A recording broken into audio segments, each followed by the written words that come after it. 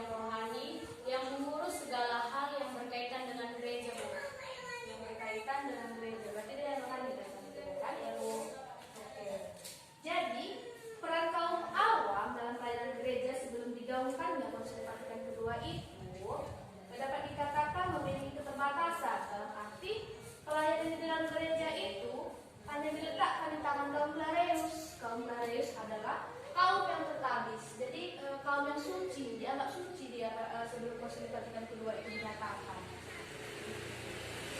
Dengan kata lain, antara Clareus dan kaum awam biasa terdapat perpisahan dalam pelayanan. Kalau kaum Clareus, dia pelayanan itu di rohaninya, tapi kalau di kaum awam yang biasa itu di jasmaninya. Jadi kaum awam yang biasa ini hanya hanya mengurus kegiatan sehari-hari aja, hanya kegiatan jasmaninya aja. Dia nggak ada berhubungan dengan gereja. Kalau gereja itu yang ditangani oleh kaum Clareus, karena kaum Clareus dianggap suci pada saat itu, gitu kan? Lalu Kardinal Humbert da Silva Candida merumuskan pemisahan antara bidang jasmani dan rohani dengan mengatakan hendaknya para awam hanya menangani perkara mereka, yaitu hal-hal jasmani, dan hendaknya para Clareus hanya mengurus perkara mereka pula, yaitu rohani gerejawi. Sama kayak Ibu bilang tadi kan? Sudah mengerti apa yang Ibu bilang tadi? Yang peran kaum awam sebelum Konsili Vatikan kedua? Sudah, Bu. Oke.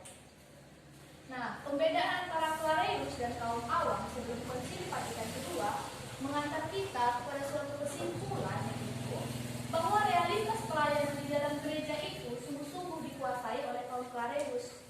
Nah, pelayanan kaum Clareus di dalam gereja dianggap sebagai sesuatu yang suci, tadi Ibu bilang kan? Akibatnya kaum awam tidak mendapatkan tempat dalam pelayanan gereja, karena kaum awam melihat berada di posisi ketidakpastian di dalam gereja tersebut. Tetapi kaum awam juga memiliki keistimewaan, gitu. Keistimewaannya itu sebagai orang Kristiani, sebagai kaum awam ini, pertama-tama tidak terletak pada kehebatan prestasi manusiawi, melainkan karena kaum awam mengakui kekuasaan Roh Kudus. Kedatipun kaum awam lahir karena dosa, tetapi berkat baptis mereka diperkenankan mengambil bagian dalam hidup Bapa, Putra, dan Roh Kudus. Oke, gitu ya. Sekarang kita masuk ke peran kaum awam dalam Gereja Katolik pasca Konsili Vatikan kedua. Jadi dalam Konsili Vatikan kedua ini, Konsili Vatikan kedua benar-benar menghadirkan suatu perubahan di dalam gereja sama sekali. Jadi setelah Konsili Vatikan kedua ini dicetuskan, banyak perubahan yang ditimbulkan oleh Konsili Vatikan yang kedua. Jadi aku mau tanya sekarang, ada yang mengetahui peran kaum awam dalam gereja pasca Konsili Vatikan kedua? Saya, Bu. Ya, Maura. Pada Konsili Vatikan kedua, tugas pelayanan dilakukan oleh kaum Clareus dan kaum awam, Bu. Oh, berarti dalam Konsili Vatikan kedua itu kaum Clareus dan kaum awam bisa dilakukan bersama-sama, Bu ya. Oke, yang lain? Saya, Bu. Ya, Sevita. Kaum awam diwajibkan melakukan pelayanan dalam gereja, Bu. Kaum awam diwajibkan melakukan pelayanan gereja. Iya, benar. Karena dalam Konsili Vatikan kedua ini mengubah wajah gereja yang cenderung tertutup pada dirinya, tidak mengakui eksistensi agama-agama lain. Gitu. Jadi kan sebelum Konsili Vatikan kedua ini dicetuskan, gereja kita, gereja Katolik kita hanya menutup diri. Gitu. Dia nggak percaya sama agama-agama lain. Kalau mau agama Islam, mau agama apapun itu dia tidak percaya karena dia menutup diri. Gitu. Menutup diri. Jadi keberadaan agama-agama lain itu tidak benar dianggap dia. Dia mengakui kalau agama-agama lain itu tidak benar gitu. Dia bersifat egosentris, egois. Dia hanya memikirkan gerejanya sendiri. Dia tidak memikirkan gereja orang lain gitu. Jadi setelah adanya Konsili Vatikan kedua ini, Konsili Vatikan kedua mengantar gereja kita, gereja Katolik itu kepada pemikiran yang universal untuk keseluruhan. Jadi semenjak ada Konsili Vatikan kedua, gereja kita mulai mengakui gereja-gereja lain, seperti gereja agama tadi, agama Islam tadi, Protestan. Dia setelah Konsili Vatikan kedua ini jadi mengakui gitu bahwa gereja-gereja lain itu juga benar, gereja yang suci, gitu, agama-agama yang suci, gitu kan. Jadi undangan Konsili Vatikan kedua ini mengundang bahwa untuk merubah wajah gereja tidak hanya berorientasi pada kesadaran untuk melepaskan dari sikap egosentrismenya, tetapi juga bahwa Konsili Vatikan kedua betul-betul membawa pembaharuan atau perubahan dalam berbagai bidang kehidupan manusia. Teristimewa dalam mengubah peran kaum awam dalam pelayanan gereja. Yang selama ini kan pelayanan gereja hanya dilakukan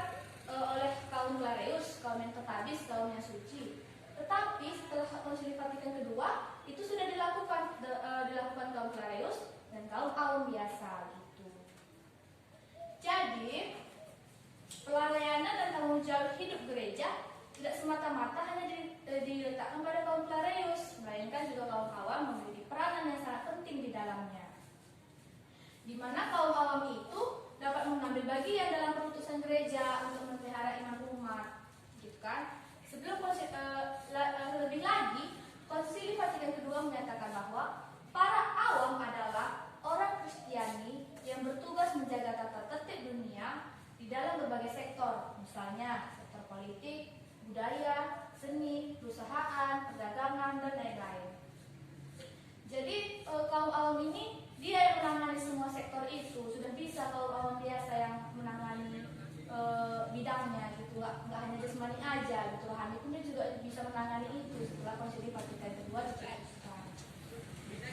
Dan Konsili Vatikan II ini juga menekankan kaum awam dipanggil untuk berperan serta dalam pengurusan gereja, meskipun mereka tidak termasuk dalam hierarki gereja. Kayak gini maksudnya, tidak termasuk hierarki gereja itu kaum awam ini tidak termasuk dia kayak seperti pastor, suster, nah, tidak termasuk kita kan, kayak kita lah kan, tidak termasuk kita sebagai suster, pastor, tidak. Tapi kita juga mengambil peran dalam pengurusan gereja gitu. Nah, tadi kita kan sudah membahas tentang peran kaum awam. Sekarang kita masuk ke tugas kaum awam. Nah, ada yang mengetahui apa itu tugas kaum awam? Saya Bu. Ya, Maura. Tugas kaum awam itu sebagai pewarta sabda, Bu. Tugas kaum awam seperti pewarta sabda. Yang lain? Saya, Bu. Ya, Dita. Tugas kaum awam itu, Bu, untuk mencari kerajaan Allah, Bu. Mencari Kerajaan Allah. Menurut kamu kerajaan Allah yang seperti apa? Ada yang bisa bantu? Siapa tadi yang bilang gereja? Gereja. Gereja, Bu. Ibadah. Oh, berarti dia memperjuangkan gereja. Oke. Tugas kaum awam itu secara khusus ialah menerangi dan menata semua ikhwal duniawi yang sangat erat berhubungan dengan mereka. Ada yang tahu ikhwal? Ikhwal itu seperti kejadian, peristiwa, itu adalah ikhwal. Nah, jadi tugas kaum awam itu menerangi dan menata semua peristiwa yang ada di dunia. Dia yang menerangi semua, gitu. Dia yang memperbaiki ada masalah-masalah. Kitalah yang bertugas untuk memperbaiki kesalahan-kesalahan yang ada di dunia. Kita yang menerangi peristiwa itu. Nah, sesuai yang dimaksud dengan Kristus, pujian bagi pencipta dan penyelamat melalui panggilan kaum awam dalam sifatnya yang pas. Kaum awam mengingatkan para iman, kaum rohaniawan dan rohaniwati betapa pentingnya mengolah dan memperbaiki duniawi yang fana ini, gitu, dalam rencana proses penyelamatan Allah. Nah, menurut Konsili Vatikan yang kedua, kaum awam menjalankan tugas perutusannya dengan mengambil bagian dalam tugas Kristus sebagai iman, nabi, raja. Dengan mengambil bagian di atas di dalam tugas Kristus, kaum awam menjalankan perannya dalam perutusan seluruh umat Allah di dalam gereja dan di dalam dunia.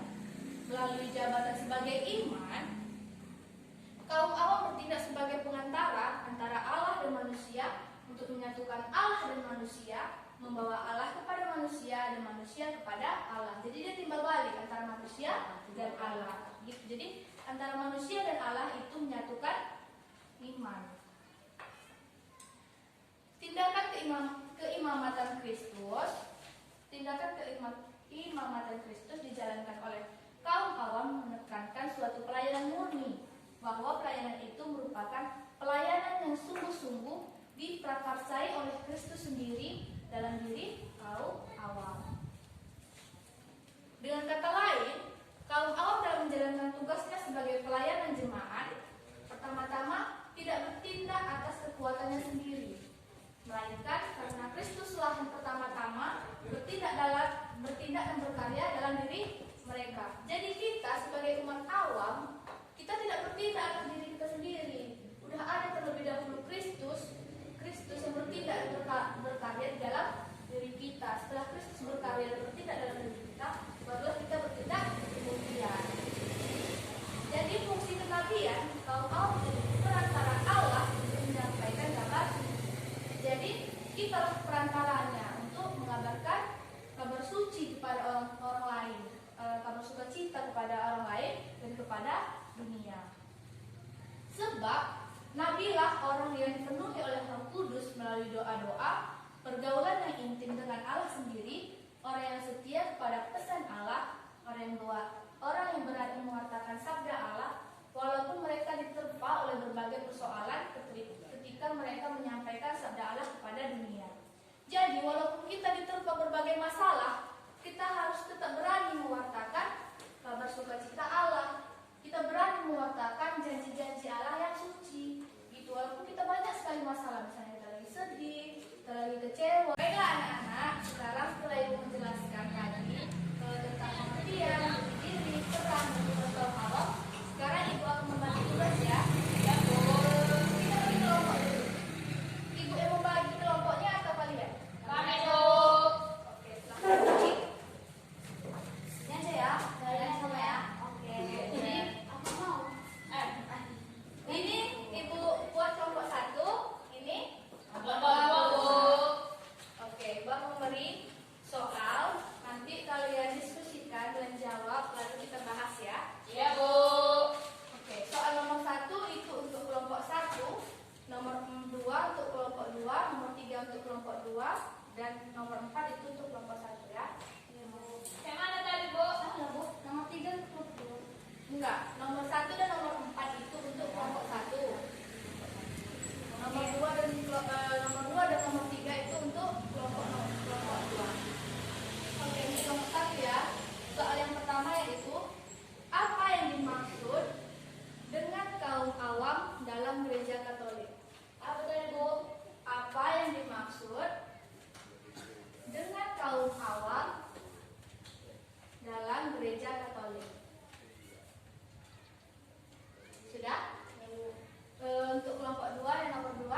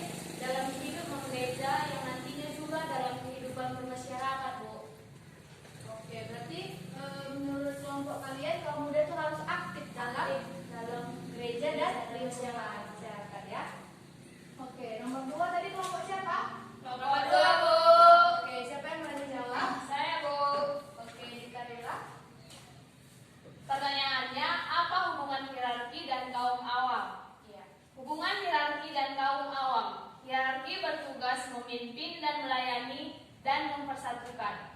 Ya. Biarawan-biarawati bertugas mengarahkan umat kepada dunia yang akan datang. Awam bertugas merasul dalam tata dunia. Itu Bu. Kaum awam merasuk dalam tata dunia. Ya Bu. Oke, jawaban nomor 3. Siapa? Nomor 2. Oke, Nora. Pertanyaannya, apa peran kaum awam dalam hidup menggereja? Menurut kelompok kami, Bu, peran kaum awam dalam hidup menggereja adalah mewartakan sabda Allah dan memelihara iman umat. Kaum awam dipanggil untuk berperan serta dalam menguduskan dunia dan meresapi berbagai urusan duniawi dengan semangat Kristus. Jadi dengan jawaban yang tadi kita sudah mengetahui apa tugas kita ya, Bu, yaitu mewartakan sabda Allah. Itu intinya, mewartakan sabda Allah yang dijelaskan tadi. Oke, soal nomor 4, siapa yang berani jawab? Saya, Bu. Oke, kita lagi.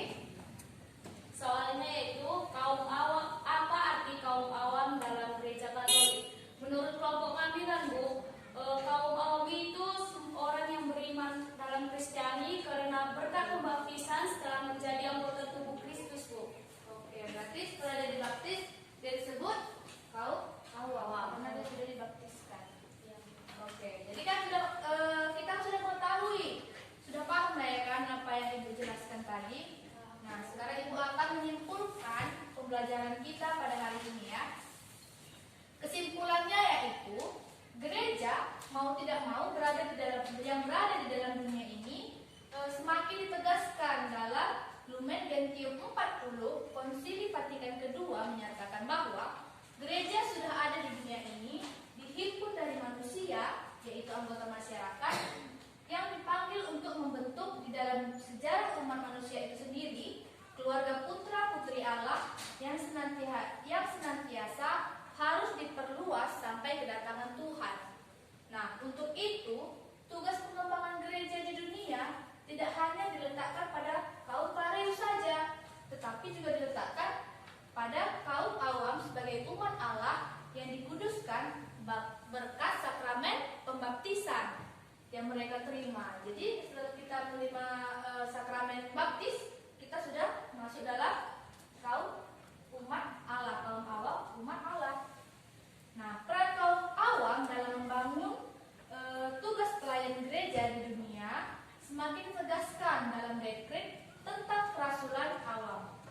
Di sana dikatakan bahwa dalam melaksanakan tugas perutusan gereja, kaum awam menunaikan perasulan mereka baik dalam gereja maupun di tengah masyarakat, baik di bidang rohani maupun di bidang duniawi.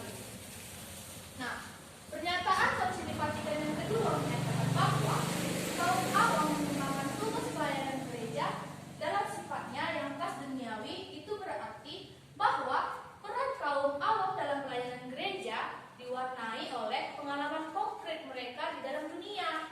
Itu di tengah dunia, pengalaman kita yang ada di tengah dunia ini. Dan justru karena pengalaman konkret inilah keterlibatan mereka dalam segala urusan gerejawi sangat penting bagi gereja agar gereja dapat memahami dan menghayati hakikatnya sendiri. Itulah kesimpulan yang dapat kita ambil dari pembelajaran kita tentang kaum awam dalam gereja Katolik. Nah, kita sudahi pembelajaran kita ini. Sebelum kita pulang, sebelum kita kembali ke rumah kita masing-masing, ada baiknya kita berdoa terlebih dahulu. Nah, siapa yang akan membawakan doa penutup kita? Saya Bu. Oke, kita ke depan. Sebelum kita pulang, alangkah baiknya kita berdoa. Dalam Bapa dan Putra dan Roh Kudus. Amin. Allah Bapa yang bertahta dalam kerajaan surga, puji dan syukur kehadirat-Mu Tuhan, karena pada hari ini Kau dapat menyertai kami. Terima kasih Tuhan, kami sudah melakukan proses pembelajaran kami. Semoga pembelajaran kami tadinya dapat berguna dalam kami ya Tuhan. Ya Tuhan, banyak dosa yang kami perbuat, mau sengaja atau tak sengaja, kiranya Engkau menghapuskannya. Hanya ini doa anak menjauh dalam kesempurnaan demi Kristus Putra Juru Selamat kami manusia. Amin. Bapa dan Putra dan Roh Kudus. Amin. Baik, terima kasih ya Sevita. Ya Bu. Ya anak-anak,